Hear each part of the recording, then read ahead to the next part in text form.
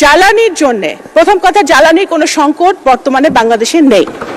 আচ্ছা, দ্বিতীয় কথা হচ্ছে এই জ্বালানি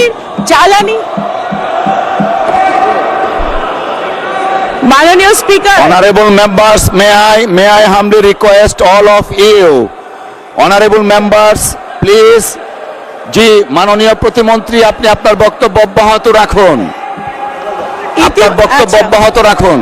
মাননীয় স্পিকার, জ্বালানির যাতে একাধিক সোর্স থেকে আমরা সরবরাহ করতে পারি, সেই জন্য ইতিমধ্যেই মাননীয় প্রধানমন্ত্রী একাধিকবার আমাদের সাথে বসেছেন। জ্বালানি মন্ত্রণালয়, পররাষ্ট্র মন্ত্রণালয়, বিভিন্ন সংশ্লিষ্ট মন্ত্রণালয়ের সাথে উনি বসেছেন। আমরা মধ্যপ্রাচ্য ছাড়াও যে সকল সোর্স থেকে আমরা জ্বালানি আনতে পারি সেই ব্যাপারে আমরা নিরলস কাজ করে যাচ্ছি এবং ইনশাল্লাহ আমরা সেটাতে সফল হব। দ্বিতীয়ত হচ্ছে আমরা প্রথম থেকে বলে আসছি, যখন এই যুদ্ধটা লেগেছে বাংলাদেশ সরকারের একমাত্র গুরুত্বপূর্ণ কাজ হচ্ছে, ফার্স্ট প্রায়োরিটি হচ্ছে বাংলাদেশিদের যে মধ্যপ্রাচ্যে বসবাস করছে তাদের নিরাপত্তা নিশ্চিত করা। সেটা আমাদের মিশনগুলা পুঙ্খানুপুঙ্খভাবে 24/7 কাজ করে তারা করে যাচ্ছে।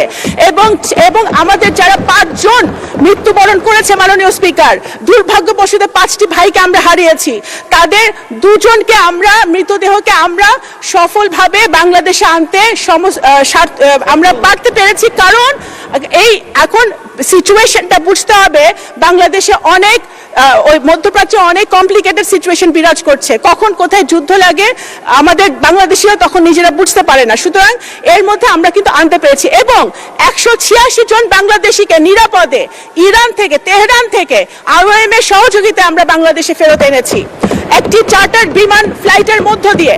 সুতরাং বাংলাদেশ সরকার, বাংলাদেশিরা, নাগরিকরা পৃথিবীর যেখানে আছে নিরাপদে আছে কিনা সেটাই আমাদের একমাত্র প্রায়োরিটি এখন বর্তমানে।